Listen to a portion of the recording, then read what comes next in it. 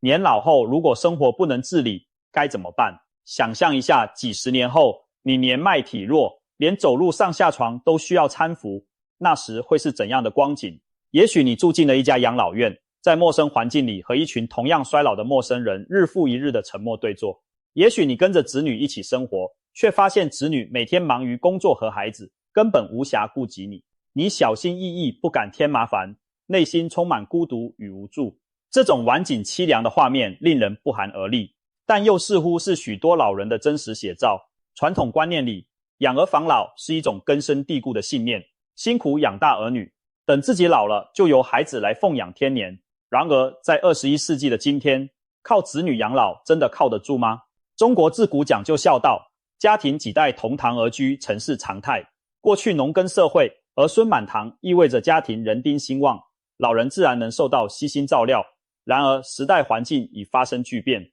现在的城市家庭普遍子女稀少，许多是4-2-1结构，一对中年夫妻要抚养一个孩子，同时还要照顾4位年迈的父母和祖父母。对于这独生子女的一代而言，养儿防老几乎成了不可能完成的任务，哪怕子女有心，也分身乏术。现代生活节奏快，年轻人在职场打拼，往往异地居住，导致父母留守老家，成了空巢老人。根据统计，我国空巢和独居老人已超过1亿人，占老年人口的1半以上。而且我国的老龄化还在快速加深，预计到2035年，全国60岁以上的老年人口将超过4亿人，比重接近总人口的30%。也就是说，每3个中国人当中就有1位超过花甲之年。如此庞大的老年群体如何安度晚年，已经成为我们不容回避的重大课题。这意味着每2个老人当中，就有至少1人在没有子女长期陪伴的情况下生活。即便那些与子女同住的老人，日子也未必高枕无忧。2代人在生活习惯和观念上往往存在差异，朝夕相处难免摩擦。有的老人喜欢清静早睡，年轻人夜生活丰富；有的老人节俭惯了，一看到儿孙花钱，大手大脚就生气；还有的老人帮忙带孙辈，因教育理念不同，与子女夫妻闹矛盾。种种问题让不少3代同堂的家庭矛盾重生。有调查显示，相当多城镇老人对与子女同住并不适应，反而更喜欢保持一些距离。传统大家庭模式在现实中正变得越来越难以维系。更让人心酸的是，指望子女养老不仅不现实，还可能引来意想不到的伤害。社会上不乏这样的案例，老人辛苦一辈子，攒下积蓄，把房产留给子女，希望换来晚年一碗热汤，一份贴心照料。结果子女拿到财产后，态度急转直下，不是把老人推诿给兄弟姐妹，就是干脆不管不问。有的甚至出现虐待、遗弃老人的极端事件，令人寒心。正因如此，近年来还流行出养老防儿这个词汇，意思是老人不但不能完全指望孩子养老，甚至还要防范子女打自己财产的主意。一些70-80岁的老人瞒着儿女偷偷处理银行存款，生怕一旦让孩子掌握了经济主导权，自己晚年生活就失去保障。可以说，现代老人对子女的态度更趋独立理性，尽管亲情仍在，但养老不能全压在下一代身上，自己手里必须留有底牌。那么，如果真有一天我们年老体弱，生活无法自理，子女靠不住，我们又不想去养老院，有没有第3条出路？别忘了，人是群居的动物，除了家庭、社会，还有许多暖人的连结。在传统农村中，邻里守望相助很常见，但在都市公寓里，邻里间往往互不相识。老人独居时，难以指望隔壁邻居伸出援手。在经济条件允许的情况下，雇请保姆或专业护工上门照顾是一种选择，但长期全天候的人工成本极高，多数普通家庭难以承担。目前市场上一名有经验的持证护工，月薪动辄数千甚至上万，对收入一般的老人来说，根本不是长久之计。而公立养老机构虽然收费低廉，但一床难求，私立机构又价格不菲。在服务品质方面，养老院良莠不齐的现象也让人担忧。不少老人一提到养老院，心里就犯怵，觉得那是无人要去的凄凉之地。即使如今有不少现代化养老院，环境舒适，护理专业，老人们的心理障碍依然存在。再加上媒体曾曝光过一些机构里护理人员疏于照顾甚至粗暴对待老人的事件，更加剧了大众对养老院的顾虑。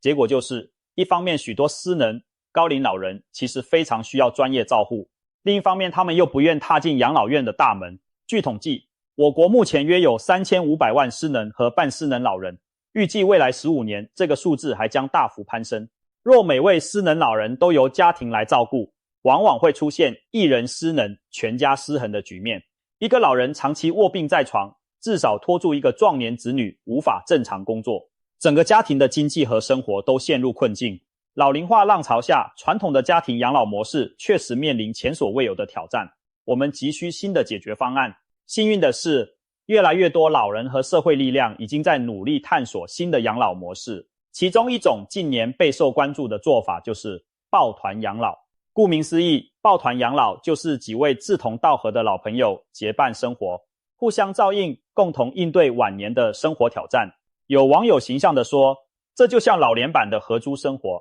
但意义更深远。室友不仅是房客，更是在生活上彼此扶持的伙伴。一旦某个人有困难，其他伙伴就会伸出援手。这种新颖的养老方式一经媒体报道，便引发极大兴趣。许多年轻人看了新闻后都感叹，我老了以后也想和朋友们一起这么过。我们来看看几个具体的例子。2017年，杭州有一对退休老师朱先生和他的老伴，他们拥有一栋儿子在郊区建的3层小别墅。儿子因工作原因搬回市区后，这对老夫妻独自在宽敞的大房子里，说不寂寞是假的。每天做饭两人吃不完，打扫房间也吃力。更愁的是，两老都爱打麻将，却常常凑不够牌搭子。于是朱先生萌生了一个大胆的想法，不如招募几个同龄老人一起来住，把空房利用起来，大家作伴互助，共度晚年。他把这个想法告诉当地报纸，不久媒体刊登了他的邀请启事。出乎意料的是，消息一出，应者如云，短短几天内就有上百对老人表示愿意加入。经过一番面谈筛选，最终包括房东夫妇在内，6户共11位60岁到70多岁的老人组成了一个抱团养老小团体，在朱先生的别墅中开始了共同生活的实验。起初，彼此素不相识的老人们难免都有顾虑，为了让大家住得安心，他们共同商定并签署了一份结伴养老协议书，对生活中的责任、分工和规则做出了约定。例如，别墅内公共区域的清洁由大家轮流值日，每户老人每周值日1天，买菜做饭也采取轮流制，每天负责做饭的一户准备当日3餐，其余人饭后帮忙收拾和洗碗。为了保持卫生，每顿饭大家用公筷夹菜到自己餐盘，再坐下用餐，尽量避免多人共用餐具。费用方面，采用均摊制，老人们设计了一个有趣的记账方法，每人在餐厅墙上都有一个小表格，每吃一顿就在自己名字下画一笔，早餐算1笔，午餐晚餐各算2笔，月底按总笔画结算个人该出的餐费。有几天没在家吃饭的，费用自然就少算，确保公平合理。不仅餐费如此，水电气等日常开销也每月公摊。不过，房东夫妇考虑到他们周末常有子女回家探望，可能额外增加用水用电，便主动提出水电费，他们按双倍份额支付，其他5户老人只需按单份承担即可。至于房屋的住宿费，只象征性的收每间每月1200到1500元，根据房间朝向略有差别。这笔钱全部用来支付大家共雇的厨师、保洁和园艺工资。朱先生夫妇表示，他们办这件事并不是为了赚钱，而是希望大家都能住得舒心，所以房租只求持平开销。他们自己甚至贴补了一些。有了明确的分工和约定，老人们很快打消了陌生感，开始融入集体生活。这栋乡村别墅坐落在依山傍水的长命村，院子里有鱼塘果树，养了20多只散养土鸡。每天清晨，老人们结伴到村口小市场买菜，顺便散散步。白天，有人在菜地里翻土种菜，有人坐在院子树荫下下棋读报。傍晚，大家围坐在餐桌前共享晚餐。刚从自家菜地摘的时令蔬菜配上土鸡土鸭，一餐饭色香味俱全，气氛温馨融洽。如果不是亲眼所见，真难想象这只是一群没有血缘关系的陌生人在一起生活，画面更像是一个热闹的大家庭。晚饭后，几位老伙计常常凑在2楼棋牌室打麻将，清脆的笑声不时从窗户飘出。对比起先独自在空房里的落寞，如今朱先生夫妇的晚年生活丰富多彩，而搬来一起住的老人们也改变巨大。有人来之前郁郁寡欢，在这里住了没几天就开朗地唱起了老歌。有人原本在家懒得开火对付吃，如今吃上了丰盛可口的热腾腾家常菜，身体也硬朗不少。大家都感叹，这种互助的日子过起来，比单纯依靠儿女端茶送水更踏实、更快活。当然，试验过程中也有一些波折。别墅里年纪最大的一对老夫妻住了1个多月后，委婉提出了离开的想法。事后，老人坦言，他们已经80多岁，和60、70岁的其他住户相比，精力和生活习惯上都存在代沟，感觉有点融不进小团体。他们说，其他几户年轻的老人口味偏深偏硬，而自己牙口不好跟不上，平日大家聊天多是开玩笑寒暄，少了深入交流，他们觉得话不投机，所以这对夫妻最终选择退出。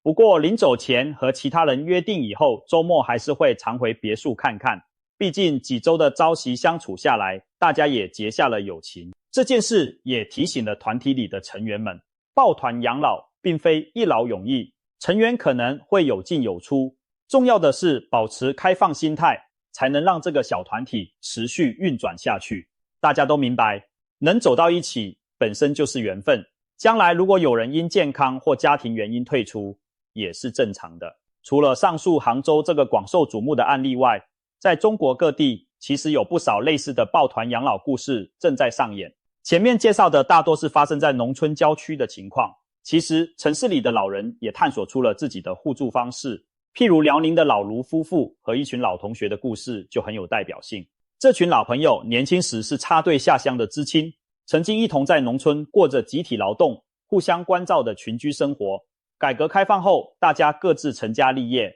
到了退休年龄，他们再次聚到一起。考虑到东北老家冬天寒冷，他们选择一起移居到气候温暖的广西某小城，在同一小区购买了毗邻的几套单元房。就这样，昔日知青点的集体户重现了。老友们约法3章，一起生活的人数不能少于4个，这样才热闹。每天轮流做饭，饭费 AA 分摊，不做饭的人就负责餐后洗碗和打扫。大家闲暇时间还会一起种花养鱼，重温年轻时的知青岁月。更重要的是有一条承诺，一旦谁生病，大家一定合力照顾，必要时送医，毫不含糊。在这些约定下，他们的小团体运转得非常顺畅。几年前，老卢阿姨做了一次大手术，她特地叮嘱远在北京工作的子女不用赶回来，因为身边这群老战友已经把她照顾得妥妥帖帖。术后住院的1个多月里，每天都有好友轮班给她送饭，早中晚餐变着花样炖汤，做好消化的软菜给她补身体。老卢回忆说，那段日子她每次在病房闻到朋友们送来的饭菜香味，都忍不住落泪，不是悲伤，而是感动。因为她深切感受到，除了亲生儿女，朋友也可以对自己这么好，甚至更细致贴心。老卢打趣地说，真是远亲不如近邻，我这群老友比我闺女还周到呢。更有甚者，不少人还未到退休年龄，就开始筹划起未来的抱团养老。2018年，媒体报道过广州的7位闺蜜好友合资400万元，在郊区改造了一栋700平方米的大房子，作为20年后大家一起养老的居所。他们特地在房子里设计了悬空玻璃茶室、带扶手的长廊和巨型榻榻米房间，方便将来行动不便时也能一起喝茶聊天。尽管现在7人都尚未退休，各自还有事业和家庭，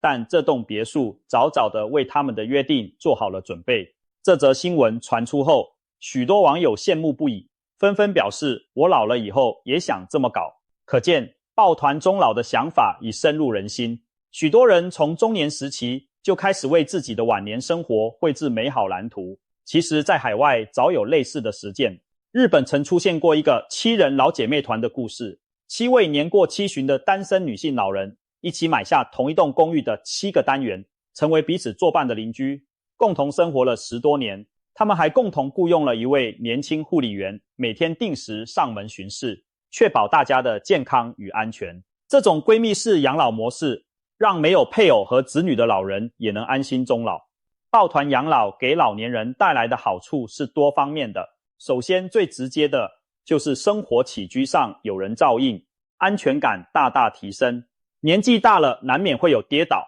中风等意外风险，独居老人最怕的就是发生意外却没人发现，但如果身边有几个伙伴，一旦出现紧急情况可以及时求援。一群老人一起住，相当于给彼此安装了安全警报器，谁没按时出门，饭点没下楼，其他人就会警觉去看看发生了什么，避免了很多独居时可能出现的危机。平时一些小病小痛，有人关心提醒，帮忙拿药，心里也踏实很多。另外，在日常生活上，大家分工合作，各展所长，整体效率提高的同时，每个人负担也减轻了。比如，有的老人腿脚不便，但烧得一手好菜，就负责掌勺做饭；另一些人力气大，身体壮，就多承担打扫房间、提重物等体力活。每个人都能做自己力所能及的事，同时享受到他人的帮助。这种互通有无的模式，让晚年生活运转得更加顺畅。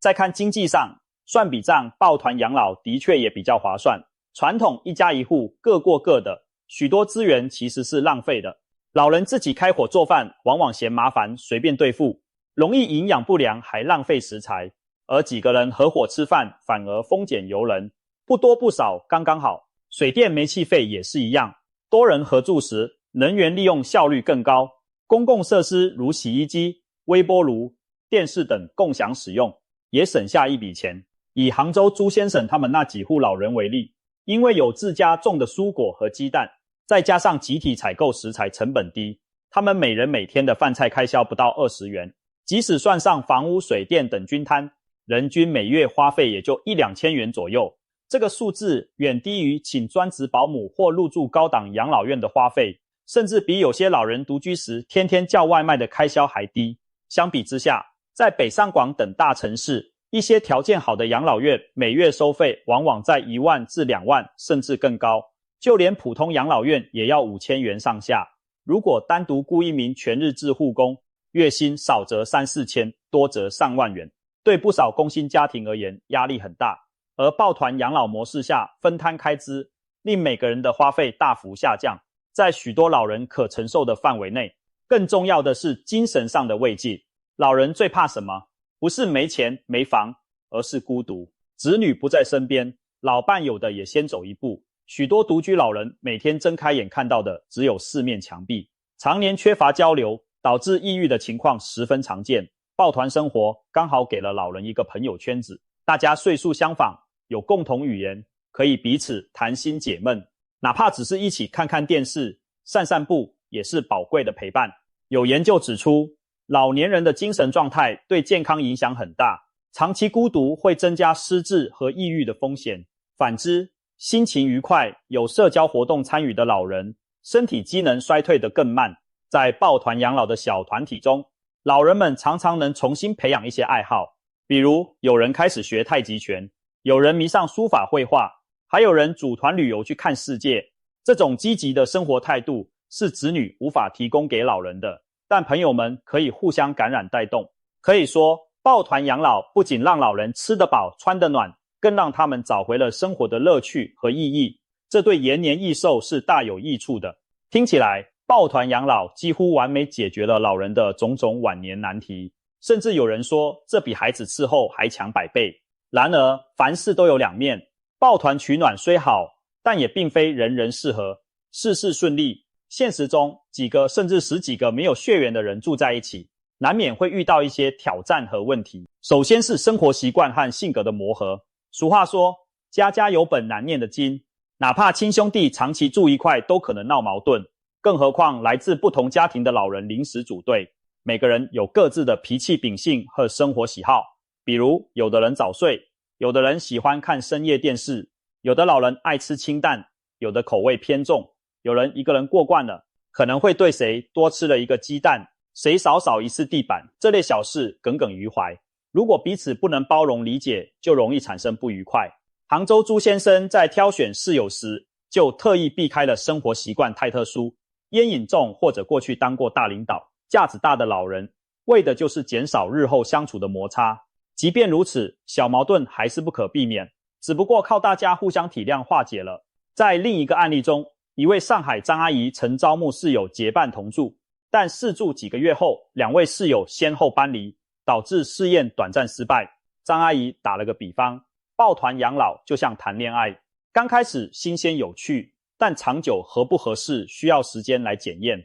可见抱团过日子不是简单的把人聚在一处就行，它需要成员之间逐渐培养出默契和信任，经历一定的磨合期才能步入正轨。其次，健康问题是绕不开的现实，参与抱团养老的往往是一群年龄相仿且目前还能自理的老人，但随着年岁增长，难保不会陆续有人健康恶化。当团体里出现一位重病卧床的成员时，其他同伴是否有能力提供足够的照顾，这对大家都是巨大考验。毕竟成员彼此也上了年纪，没有专业护理知识和充沛体力，如果为了照顾一个病人把几个人都拖垮了，那就失去了抱团的意义。这也是很多人对抱团养老心存疑虑的原因之一。一群老人互相照顾，听上去很美好，但万一谁也照顾不了谁了，又怎么办？对此，已有的实践经验是，抱团养老更适合身体相对健康、生活还能自理的年长者。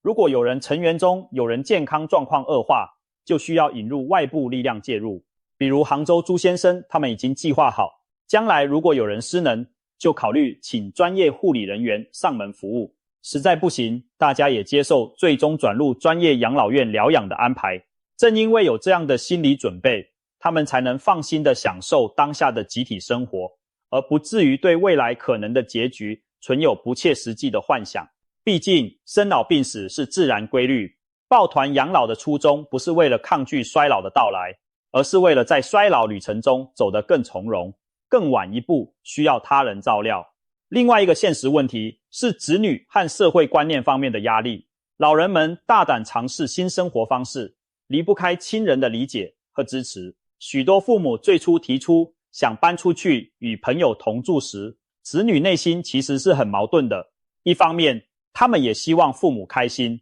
不想扼杀老人的愿望，但另一方面，传统观念让他们觉得仿佛是自己没有尽孝才导致父母想离家。在外人看来，父母不跟子女住好像就是子女不孝的表现。哪怕父母主动提出想和朋友住，一些子女也仍会觉得面子上过不去，仿佛是把父母推给别人了。因此，有的老人很向往抱团养老，却碍于子女的反对或怕遭人议论而作罢。其实，衡量子女是否尽孝的标准，应该是父母是否真的过得幸福，形式未必非要住在一起。如果父母和朋友们住得开心，子女也应该支持和祝福。更何况，抱团养老并不意味着就和家庭疏远了。很多选择抱团的老人依然与子女保持着密切联系，周末或节假日一家人团聚也是常有的事。只不过日常生活中，老人拥有了自己的小圈子，不需要凡事依赖子女。这种情况下，老人和子女的关系反而更加平等舒适，父母不再是子女沉重的负担，子女探望父母时也能更轻松愉快地相处。可以说，抱团养老在一定程度上减轻了两代人的压力，让亲情回归纯粹的情感交流，而不再是日常琐事的牵扯。除了朋友结伴互助之外，社会上还有许多别出心裁的养老模式。值得一提，目标都是让老人晚年少一分孤独，多一分保障。其中不得不提时间银行这个新名词。所谓时间银行，就是将人们的自愿服务时间像存钱一样存起来，等自己需要帮助时再取出来兑换别人的服务。这套机制近年在我国一些城市开始试点，用于解决社区居家养老的人力问题。举个例子，江西南昌有一对高龄且身有残疾的张姓老夫妇，因行动不便，日常买药、打扫卫生都成难题，而且子女又不在身边。当地社区推出时间银行模式后，一位身体硬朗的低龄退休志愿者史师傅与他们结成了帮扶对子。史师傅隔三差五就上门看望张大爷和老伴，帮忙扫地、买菜、买药，陪他们聊聊天解闷。张大爷说，多亏有时间，银行的志愿者们时常关心我们，在他们的帮助下，以前最犯愁的看病买药，现在也没那么难了。而史师傅所付出的劳动并非全然无偿，每服务1小时，他付出的时间就以时间币的形式存入自己的时间银行账户。将来等史师傅自己年纪大，行动不便时，他就可以凭借账户里积累的时间余额，向时间银行提取等值的服务。届时也会有年轻志愿者上门帮助他。这种模式也体现了中国古语老吾老以及人之老的精神。你帮助别人的父母，别人将来也会照顾你的父母乃至未来的你。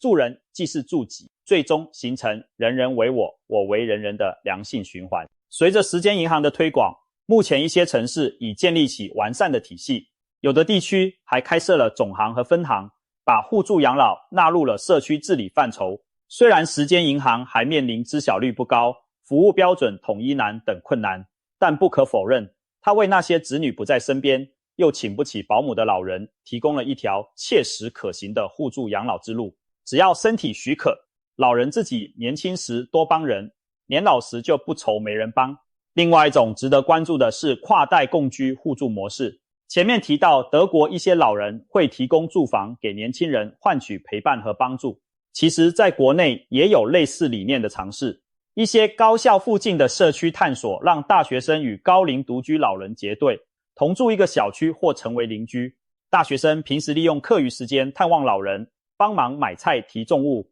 而老人则相当于提供了一个家的氛围给远离家乡的学生，甚至有的老人还会做饭给学生吃，弥补年轻人在外的思乡之情。这种新型关系可谓双赢，老人得到年轻人的活力和协助，年轻人收获长辈的关爱和实惠的居住条件。还有一些国家在机构养老中引入了年轻元素，比如荷兰有一家养老院，允许几位大学生免费入住，条件是每周花一定时间陪伴院内老人，教老人使用电脑，陪老人过生日等。结果发现，入住了几位大学生之后，养老院的老人们明显开朗了许多，仿佛回到了有年轻子女在身边的时光。同时，年轻人也学到很多人生智慧，和长辈建立了深厚的忘年交谊。可见，只要我们打破思维定式，养老完全可以突破家庭的范畴，成为整个社会代际合作的一部分。说到这里，我们可以发现一个趋势，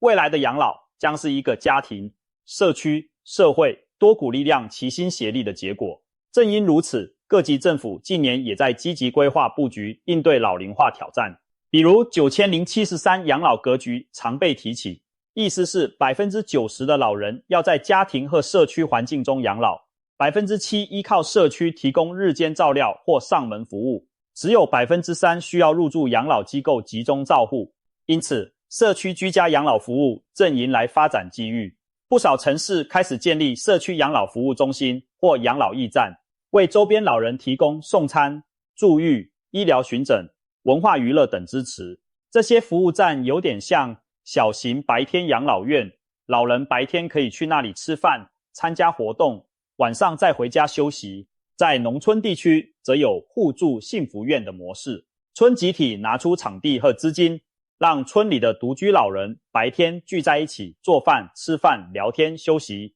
互相有个照应。到了晚上各自回家睡觉。目前这种由村集体主导的小型互助养老点在不少农村地区推广开来，被称为幸福院。例如河南新乡的一些农村幸福院，每天都有志愿者或村干部为老人们生火做饭，老人们白天一起吃大锅饭，拉家常、下棋、晒太阳，生活过得有滋有味。村里的空巢老人自从有了幸福院的伙伴和热饭热菜，精神状态都开朗了许多，再不像从前那样孤孤单单挨日子。有些地方甚至为独居老人家中安装了远程监护设备，比如红外感应器和智能门池，一旦侦测到老人长时间没动静或发生跌倒，就自动报警通知附近的社区志愿者上门查看。此外，一些互联网公司也在探索智慧养老的新模式，例如有手机应用专门对接护理人员与有需求的家庭，用户可以像呼叫网约车一样预约护工、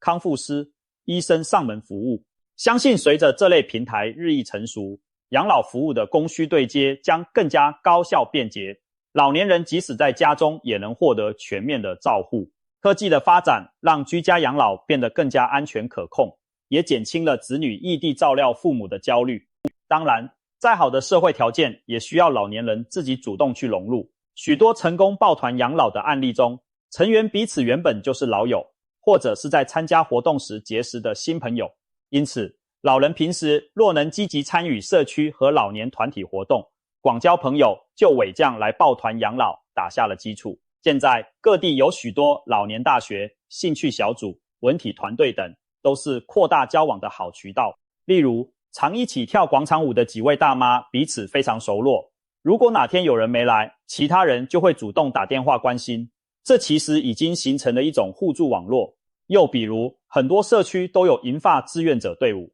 老人帮助老人，在服务他人的过程中也结交了伙伴。可以说，年轻时广交善友，老来才不愁无人相伴。特别是如今50、60岁的新老人一代，受教育程度较高，思想更开明，对抱团养老等新理念接受度更高。他们当中不少人提前和朋友约定将来相互照应，或者参与各种养老互助试点，为自己的晚年生活早做准备。相信随着这一代人步入高龄，银发族将能创造出更加丰富多彩的养老图景。或许有人担心，我又没有多少积蓄，既请不起护工，也住不起高级养老院。这些抱团养老、时间银行听起来不错，但会不会只是少数人才享受得起的？其实恰恰相反，这些新模式的初衷，就是为了让普通收入的老人也能获得体面的照料。抱团养老靠的是成员之间资源共享、互助互惠，并不需要大笔金钱投入。正如前文所算，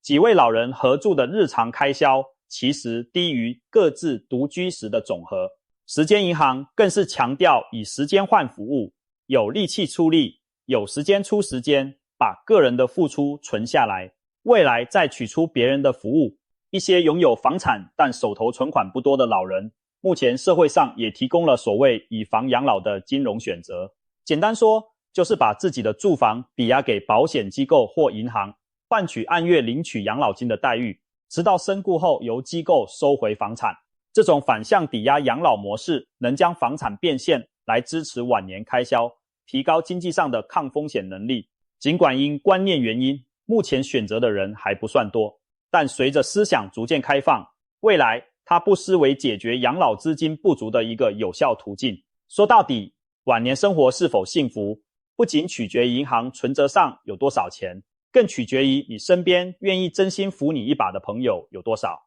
人缘好、乐于助人的老人，往往比性情孤僻、拒人千里的老人更容易在晚年获得别人的援助。真正的安全感来自有人可依，金山银山也不如人情温暖。适当的物质保障固然重要，但大可不必以为没几百万存款就会老无所依。那些平日互助结下的深厚友情，比花钱雇来的服务更能让人安心。回顾整个养老观念的演变，从传统的养儿防老，到如今积极寻找社会化、多元化的养老之路，折射出的是人口结构和价值观的深刻转变。过去父母辛苦半生，最后把希望寄托在孩子身上，多少带有无奈和赌注的性质。而现在的老人更加自主，开始主动规划自己的晚年生活，不再一味依赖儿女。这种觉醒其实是一件好事，它减轻了年轻一代的压力，也让老年人找回对自己生活的掌控感。我们可以预见，未来各种创新的养老形式将不断涌现。今天的抱团养老也许只是个开端，或许再过20-30年，当如今壮年的我们步入老年，社会上会出现更多令人惊喜的选择。也许那时合租的不只有年轻室友，银发一族的合租也将成为一道风景。邻里组成的互助网络密如蛛网，没有人会跌入孤苦无依的深渊而无人接住。高科技辅助设备让居家养老更轻松，机器人为我们端茶送水，智慧监护系统让子女即使相隔千里也能掌握父母的动态。试想那时的你正坐在几位老友环绕的小院里，沐浴着夕阳余晖，笑看晚霞映红天边。几个邻居家的孩子在院子外嬉戏打闹，他们最喜欢听爷爷奶奶们讲年轻时的故事，整个院子里充满了欢声笑语。这时电话响了，是远方的子女打来问候。你和他们聊着最近的生活点滴，宽慰他们自己一切都好，让孩子们放心。放下电话，你转头看向身旁的老伙伴们，笑着提议，明天阳光不错，我们一起去湖边野餐钓鱼如何？大家欣然赞同，满是期待的开始讨论准备什么美食，带上哪几副钓竿。夕阳下，一张张饱经风霜的脸上洋溢着孩童般的喜悦。在这样的晚年生活里，你并不需要儿女时时守在身旁，却依然收获了满满的温暖与快乐。这难道不比孤零零独坐家中郁郁寡欢要强上千百倍吗？我们终将明白，老了不能自理并不可怕，可怕的是失去对生活的热情与希望。只要彼此守望相助，黄昏的余晖依然温暖灿烂。我们期待这样一个人老有所养，老有所乐的社会早日到来，让每个人都能有尊严而丰富地走完人生最后的旅程。